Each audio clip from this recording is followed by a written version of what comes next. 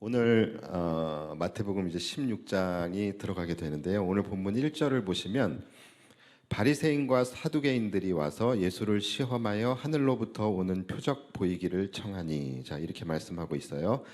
바리새인과 사두개인이 함께 와가지고서 예수님에게 표적을 보여달라고 했대요. 자, 이렇게 말하니까 마치 바리새인과 사두개인이 서로 하친하고 서로 또 연대하고 또 서로 관계가 좋고 또 같은 노선을 가고 있는 것 같아 보일 수 있어요. 그런데 여러분, 전혀 그렇지 않습니다.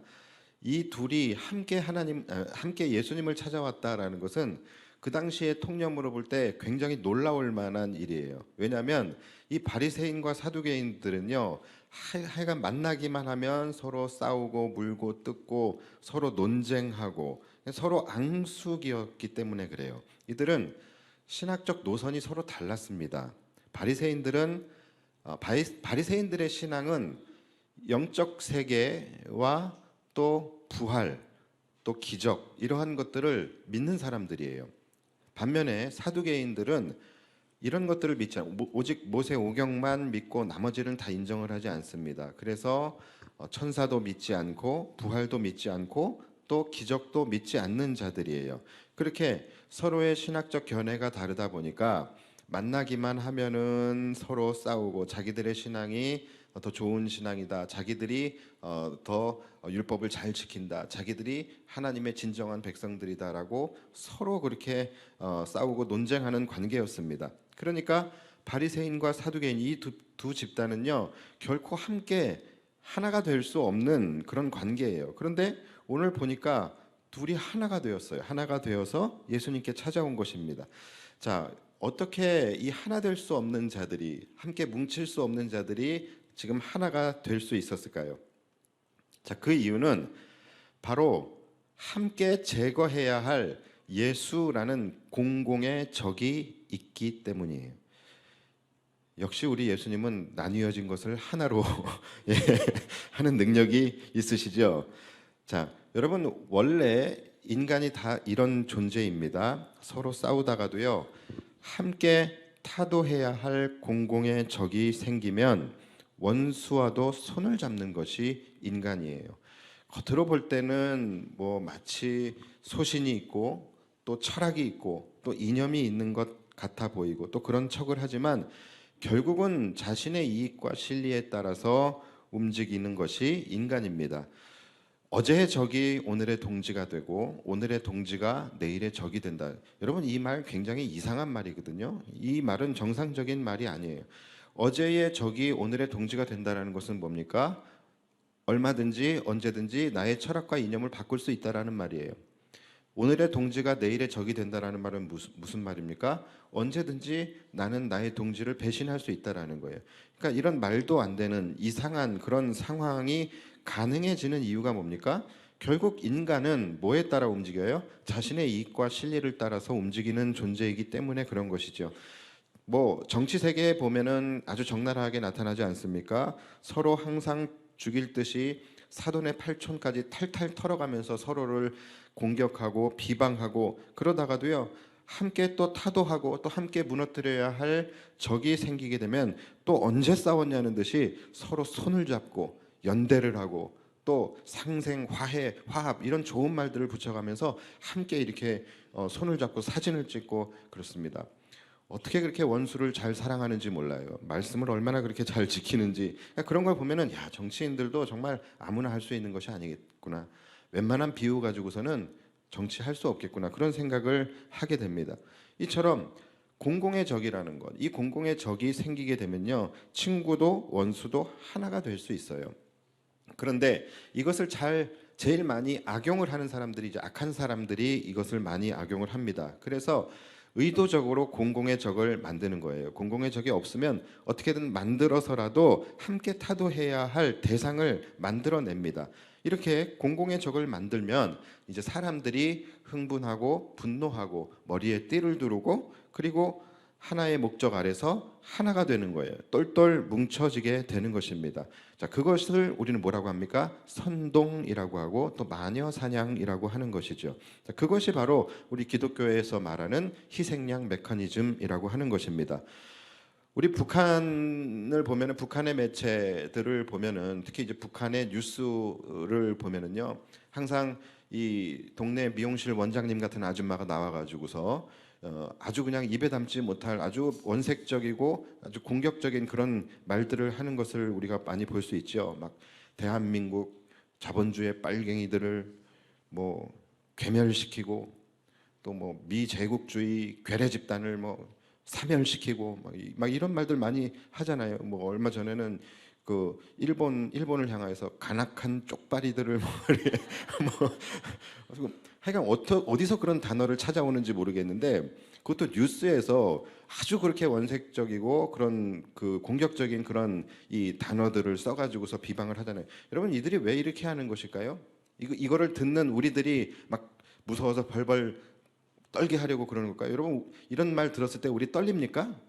별로 안 떨리죠. 이거는 우리를 대상으로 하는 말이 아니라 이것은 본인들의 집토끼 관리를 하는 것입니다. 그렇게 해가지고서 함께 자신들이 이루어야 할 가치, 함께 자신들이 타도해야 할 대상을 분명하게 그렇게 이야기를 하면서 이 북한 사람들의 자신들의 집권 체제 하에 모두가 하나가 돼서 똘똘 뭉칠 수 있도록 하기 위해서 그러는 거예요.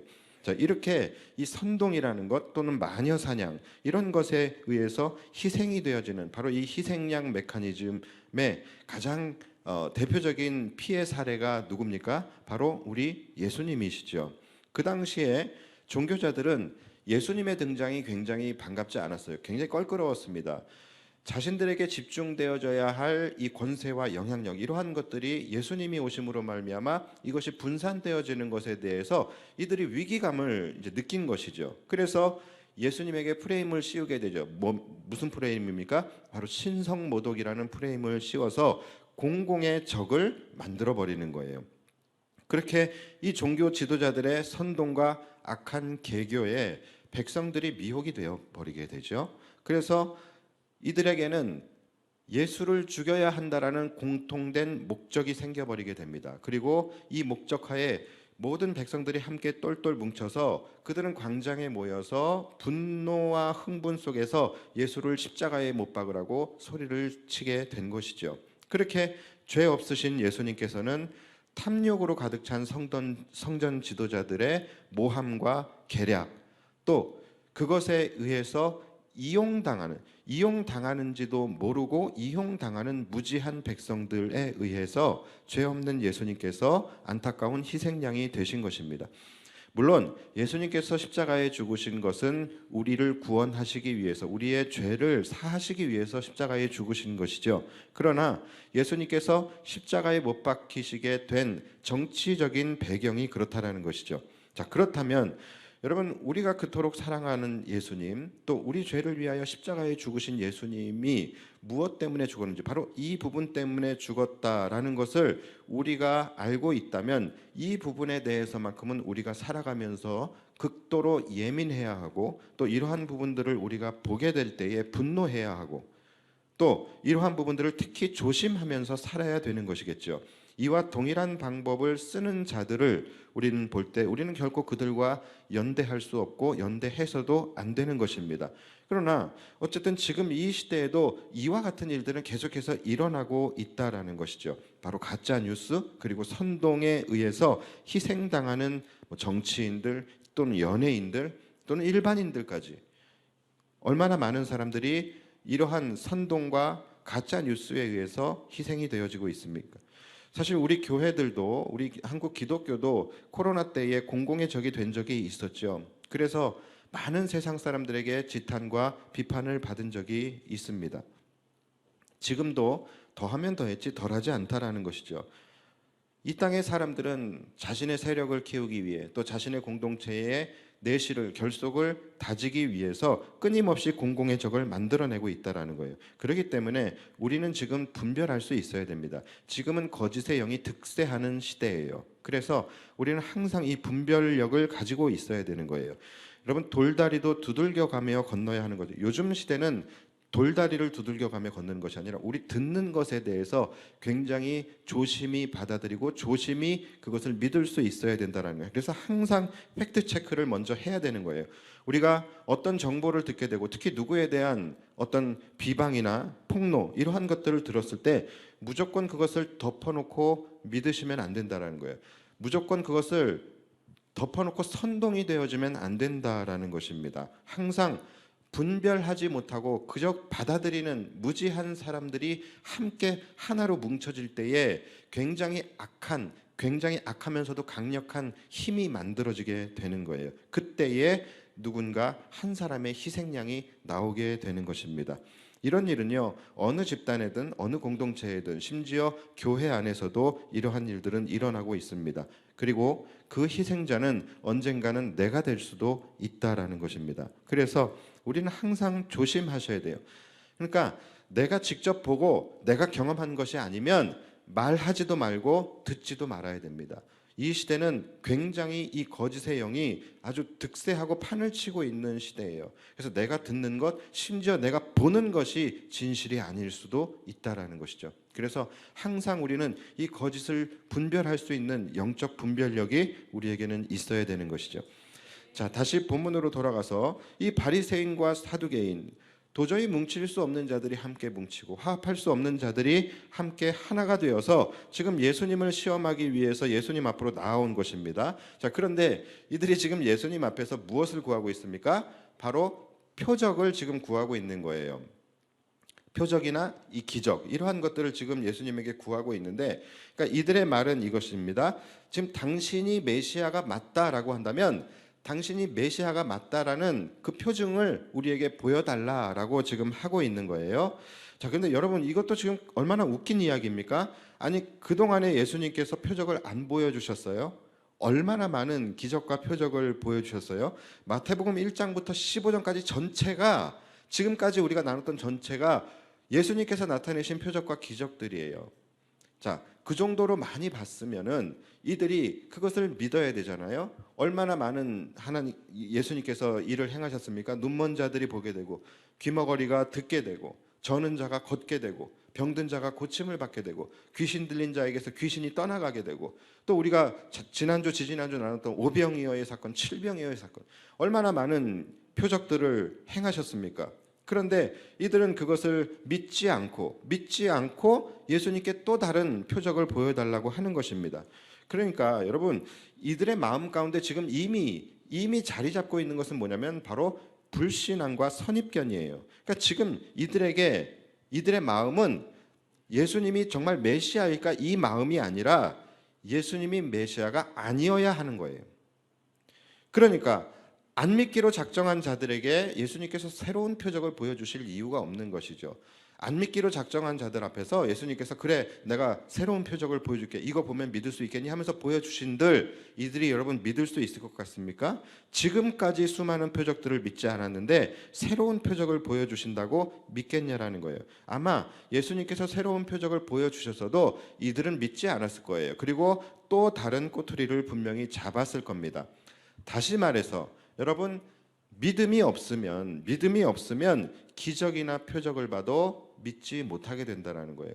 믿음이 없으면 아무리 하나님께서 베풀어 주시는 놀라운 은혜와 기적과 표적의 역사를 본다 할지라도 그것이 나의 믿음으로 자리 잡을 수 없게 된다는 거예요. 여러분, 이것은 우리도 마찬가지입니다. 우리는 날마다 우리의 삶 속에서 하나님의 살아계심의 증거가 나타나기를 원해요. 또 하나님께서 보여주시는 표적이 우리의 삶에 나타나기를 원하고, 또 내 삶의 순간순간마다 하나님이 베풀어 주시는 은혜와 기적의 역사가 나타나기를 날마다 원하고 그것을 구합니다. 그런데 여러분, 우리가 이러한 것들을 구하는 것은 좋습니다. 그러나 이러한 것들을 구하기 전에 반드시 우리 안에 체크해 봐야 할 것이 있다라는 것이죠. 우리가 표적을 구하는 것이 나쁘다라는 것이 아니에요. 하나님의 은혜와 기적의 역사를 구하는 것이 나쁘다라는 게 아니에요. 우리는 하나님의 전능하심을 믿고 그 하나님은 살아계십니다. 그렇기 때문에 하나님의 백성이라면 우리는 얼마든지 구할 수 있어요. 그러나 우리가 하나님 앞에 그러한 것들을 구하기 이전에 반드시 우리 안에서 먼저 체크해 봐야 할 것이 무엇이냐면 바로 내 안에 믿음이 있느냐라는 거예요. 내 안에 그 믿음을 우리가 받아들일 수 있는 그 하나님의 은혜를 기적으로 내가 받아들일 수 있는 그 믿음이 우리에게 있느냐라는 거예요. 예수님을 향한 확실한 믿음이 내게 있느냐, 하나님의 말씀을 확실하게 믿는 믿음이 나에게 있느냐, 또 나의 개인적인 삶 속에서 하나님께서 베풀어 주신 하나님의 놀라운 은혜의 기적의 역사들, 또 표적들, 이러한 것들을 내가 그동안 기억하고 그것을 내가 믿음으로 받아들이고 고백하고 있었느냐. 여러분, 이것이 굉장히 중요하다라는 거예요. 내 안에 이러한 믿음이 있지 않고서는 하나님께서 얼마나 많은 기적을 베풀어 주신다 할지라도 우리는 그것을 기적으로 여기지 못한다라는 거예요. 은혜를 은혜로 여기지 못하는 사람이 이제 앞으로 또 은혜를 받는다고 해서 그것을 은혜로 여기겠습니까? 기적을 기적으로 믿지 못하는 사람이 또 기적을 나타내 보이신다 할지라도 우리가 그것을 기적으로 받아들이겠냐라는 거예요. 실제로 많은 사람들이 하나님 앞에 기도할 때는 그때만큼은 간절하고 절박한 마음으로 기도를 합니다. 하나님, 나 이 고난을 잘 이기게 해주세요. 하나님, 내 앞에 있는 지금 여러 가지 이 문제들 잘 풀리게 해주십시오. 하나님, 나 시험 보는데 시험 꼭 합격하게 해주십시오. 승진하게 해주십시오. 사업 잘 되게 해주십시오. 일이 잘 풀리게 해주십시오. 이렇게 간절하게 기도를 해요. 그런데 기도가 이루어졌어요. 자, 그러면 기도가 이루어졌을 때 많은 분들이 어떻게 생각을 하게 됩니까? 이전의 은혜를 은혜로 여기지 않았던 사람들, 다시 말해서 믿음이 없는 사람들은요, 하나님이 은혜를 베풀어 주셔도 거기서부터 또 다른 의심이 시작되게 된다라는 것이죠. 이것이 정말 하나님의 은혜일까? 이것이 정말 하나님이 베풀어 주신 기적일까? 아니야, 우연일 거야. 참 우연이지만 타이밍이 절묘하네. 심지어 기도가 응답되었을 때 하나님 자체를 떠올리지도 못하고 그저 내가 잘해서 된 것으로 그렇게 아는 사람들도 많이 있다라는 거예요. 이처럼 여러분, 이미 베풀어 주신 은혜에 대해서 그것을 은혜로 여기지 못하고 그것을 믿음으로 고백하지 못하는 사람들은요, 앞으로의 은혜와 기적을 경험해도 믿지 않고 하나님의 은혜를 경험해도 그 삶은 변화되지 않는다라는 것입니다. 그래서 여러분, 순서를 분명히 아셔야 되는 거예요. 순서를 분명히 아셔야 돼요. 믿음이 먼저고 그 다음이 은혜와 기적을 보는 것입니다. 다시 한번 말씀드릴게요. 항상 뭐가 먼저라고요? 믿음이 먼저이고 그 다음에 기적을 보는 거예요. 많은 분들이 이 순서를 바꾸잖아요. 여러분들도 순서를 바꾸지 않아요? 하나님 보여주십시오. 보여주시면 내가 믿겠습니다. 하나님 보여주십시오. 보여주시면 내가 그때부터 정말로 내가 열심히 믿겠습니다. 이런 기도 많이 하잖아요. 그런데 기독교 신앙은 그게 아니라니까요. 순서가 그게 아니에요. 우리는 보기 때문에 믿는 자들이 아니라 믿기 때문에 보는 자들이라는 것이죠. 여러분, 이것을 분명히 아셔야 돼요. 기적을 보여주셨기 때문에 내가 믿을 수 있는 것이 아니라 내가 믿기 때문에 그 믿음으로 말미암아 하나님의 은혜도 보고 기적도 볼 수 있게 된다는 거예요. 근데 성도들이 자꾸 이 순서를 바꿔요. 이걸 자꾸 바꿔가지고 하나님, 내가 하나님 믿고 싶으니까 나에게 보여주십시오. 보여주시면 내가 믿겠습니다. 기적을 보여주십시오. 표적을 보여주십시오. 여러분, 이런 기도는요, 옳은 기도가 아닙니다. 기적을 보여주신다고 믿음이 생기는 것이 아니라는 거예요. 믿음이 없는데 기적을 경험하는 것은요, 믿음으로 가게 되는 것이 아니라 또 다른 의심으로 갈 수밖에 없는 것입니다. 하나님이 하신 일인가? 그러고서는 에이, 아니겠지. 참, 그런데 타이밍이 참 절묘하네. 이러면서 나에게 찾아오신 하나님의 은혜의 신호를 이해하지 못하고 그것을 인식하지 못하고 그것을 외면하게 된다는 것이죠. 여러분, 내가 정말로 믿음이 없어서 믿음을 구하고 싶다면 믿음을 구하세요. 믿음을 구하시면 되는 거예요. 믿음을 갖고 싶으면 믿음을 구해야지 왜 기적을 달라고 기도하는, 제가 이 얘기를 왜 하는지 모르겠어요. 믿음을 갖고 싶으면 믿음을 구하세요. 믿음을 구하시면 돼요. 왜 믿음을 갖고 싶은데 기적을 구합니까?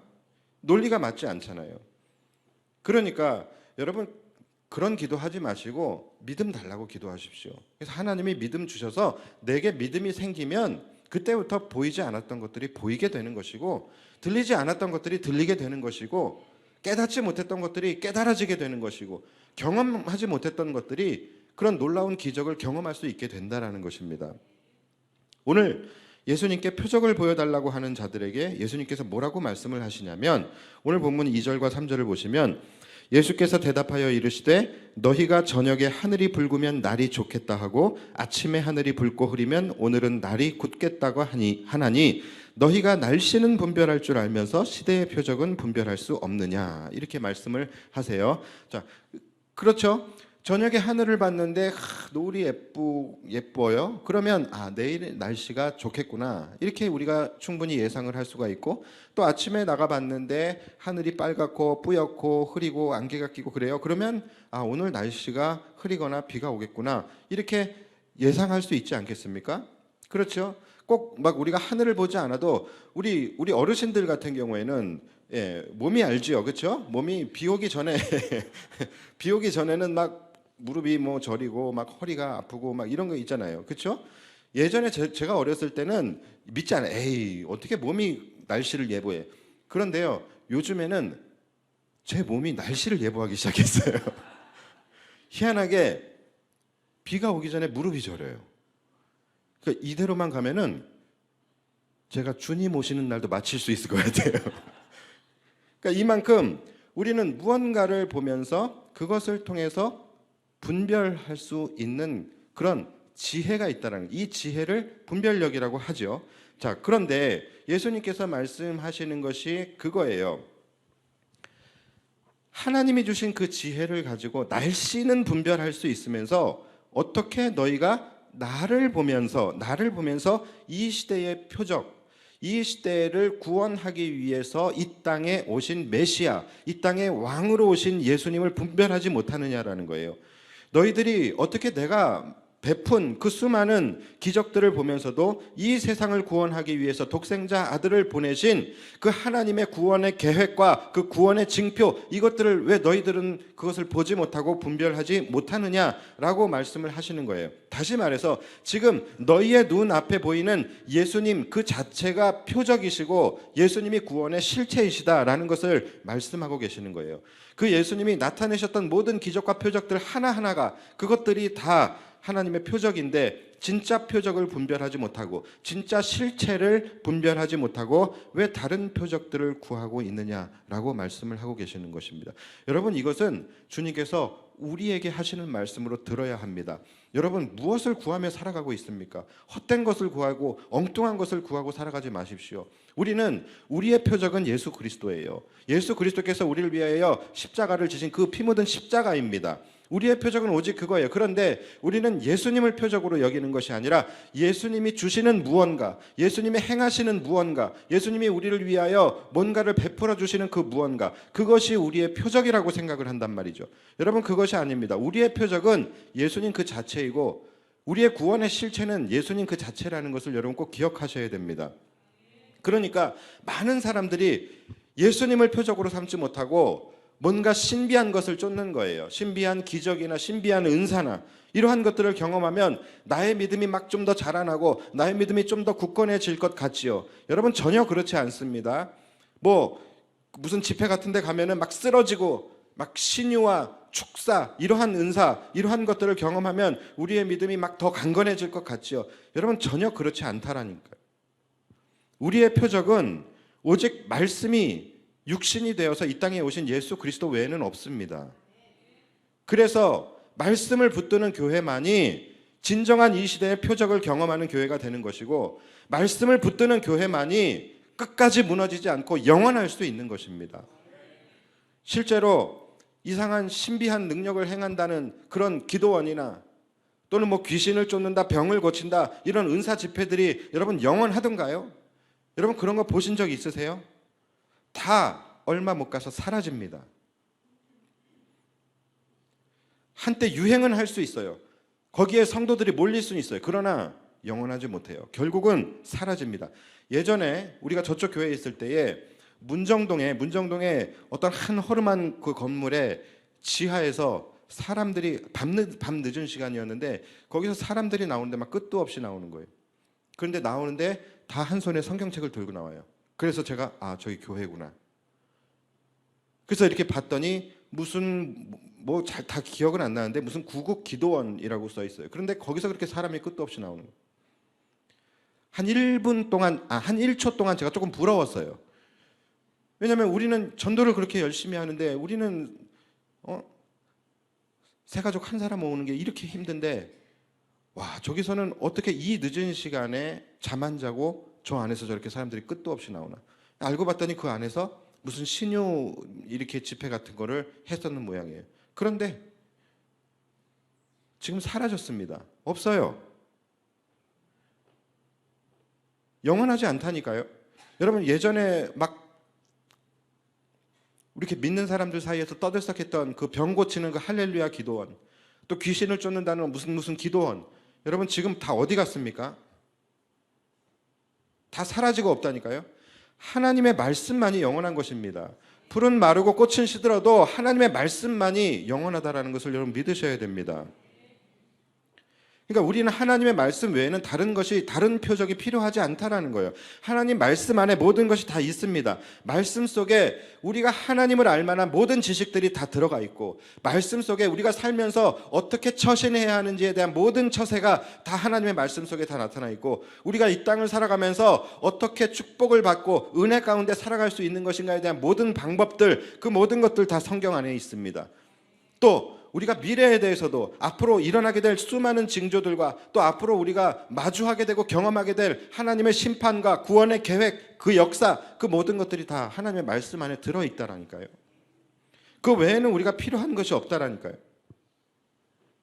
그러니까 여러분 분명히 아셔야 됩니다. 우리에게 필요한 표적, 우리에게 중요한 표적은 바로 예수 그리스도, 그리고 하나님의 말씀이 육신이 되어 이 땅에 오신 예수 그리스도 외에는 다른 표적이 우리가 필요 없다라는 것입니다.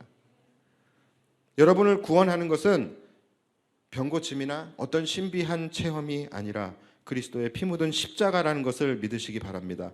제가 늘 여러분들에게 말씀드리지만, 여러분 신비한 초자연적 역사에 근거를 둔 신앙, 그 신앙은요, 그 근거가 무너지게 될 때 그 믿음과 신앙 함께 무너질 수밖에 없는 것이죠. 내가 병고침을 받아서 얻게 되어진 신앙, 내가 병고침을 받게 되어서 생긴 신앙이라고 한다면요, 다음에 또 내가 병이 났을 때 내 병이 치유되지 않으면 그 믿음과 신앙은 무너져 버리게 되는 거예요. 내 신앙이 무엇에 근거한 것인지를 여러분들이 생각해 보셔야 돼요. 내 신앙이 이 삶의 축복과 영달과 형통, 이러한 것에 근거한 신앙이라고 한다면 내가 살아가다 고난을 만날 때 내 믿음이 무너져 버리게 되는 거예요. 그래서 여러분, 우리의 신앙은 결코 무너지지 않는 영원한 것이 우리 믿음의 근거가 돼야 되는 거예요. 그렇다라고 한다면 영원히 무너지지 않는 것은 뭡니까? 뭐예요? 바로 영원히 1.1획도 변하지 않는 하나님의 말씀밖에 없는 것입니다. 하나님의 말씀에 근거한 신앙은요, 하나님의 말씀이 사라지지 않는 한 우리의 믿음은 절대로 흔들리지 않을 수 있게 되는 거예요. 그러므로 여러분, 우리의 신앙은 무조건 하나님의 말씀에 근거하시고 또 하나님의 말씀에 의존된 신앙이어야 되는 것입니다. 여러분의 믿음이, 또 여러분들의 신앙이 죽는 그날까지 지켜지기를 원하신다면, 지금 내 신앙이 어떤지, 지금 내 믿음이 어떤지 물론 중요합니다. 그런데 여러분, 더 중요한 것이 뭔지 아십니까? 내가 죽는 그 순간에 내 믿음이 지켜지고 있는가, 그게 더 중요한 거예요. 그게 100배는 중요합니다. 지금 믿음이 아무리 좋아도요, 젊었을 때 하나님 잘 믿다가 나중에 연세가 드셔서 믿음을 잃어버리는 경우를 굉장히 많이 봐요. 얼마나 안타까운지 모릅니다. 지금 믿음 좋으면 뭐 합니까? 내가 죽는 그 순간에 예수님 부인하면은 영원한 지옥으로 갈 수밖에 없는 거예요. 그래서 가장 중요한 것은 내가 숨을 거두고 내가 주님 만나는 바로 그 직전까지 내 믿음이 유지되는 거예요. 지켜지는 것이죠.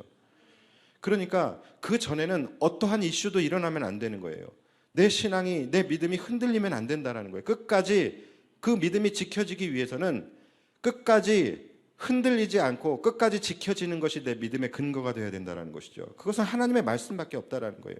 그래서 말씀에 근거한 신앙만이 끝까지 구원에 이룰 수 있는 것입니다.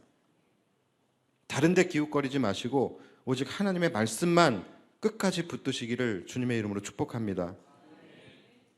말씀 정리하겠습니다. 이들의 요청에 예수님께서 바리새인들과 사두개인들에게 뭐라고 말씀을 하십니까? 4절 보시면 악하고 음란한 세대가 표적을 구하나 요나의 표적밖에는 보여줄 표적이 없느니라 하시고 그들을 떠나가시니라. 자, 요나의 표적이 뭡니까? 여러분 잘 아시는 요나의 이야기입니다. 요나가 바다에 던지워지게 되고 바다 깊은 곳에서 큰 물고기에게 잡혀서 그곳에서 3일 동안 물고기 뱃속에 있다가 다시 살아나게 돼서 니느웨 사람들에게 구원을 선포한 이야기예요. 자, 이 이야기가 왜 예수님이 이 표적 외에는 다른 것을 보여줄 수 없다라고 말씀하셨겠습니까? 바로 이 요나의 이야기가 요나의 이야기이기도 하지만 바로 무엇을 나타내고 무엇을 예표하는 사건입니까? 바로 십자가의 사건이에요. 예수님께서 십자가에 달려 죽으시고 3일 동안 땅 깊은 그 음부에까지 내려가셨다가 부활하셔서 온 인류의 구원자가 되신 그 구원의 십자가 구원의 사건, 이 역사, 이것을 예표하는 사건이죠. 그러니까 이 십자가만이 예수님께서 보이실 수 있는 표적이고 이것 외에는 너희에게 보일 표적이 없다라고 말씀을 하시는 거예요. 다시 말해서 내가 바로 그 표적이고 내가 바로 그 구원의 실체이다라는 것을 말씀하고 계시는 것입니다. 그런데 너희가 왜 지금 실체를 눈앞에 두고서도 표적을 구하고 있느냐라는 거예요. 여러분 기억하십시오. 우리의 표적은 예수 그리스도의 십자가일 뿐입니다. 다른 기적이나 표적이 우리의 믿음을 더 강건하게 하거나 우리의 믿음을 지켜주지 못하는 거예요. 오직 하나님의 말씀만이 여러분들의 믿음을 지켜줄 것이고 여러분들이 살아가는 그 인생의 여정 가운데 여러분들을 이끌어 가실 것입니다. 꼭 믿으셔야 돼요. 그래서 오직 말씀, 오직 예수, 여러분 이것만 붙들고 이 땅을 살아감으로 말미암아 천국 가는 그날까지 여러분들의 믿음을 잘 지켜내시기를 바라고, 그래서 영원한 하늘나라 본향에서 영원히 살아가실 수 있는 저와 여러분들이 되시기를 주님의 이름으로 축복합니다. 기도하겠습니다.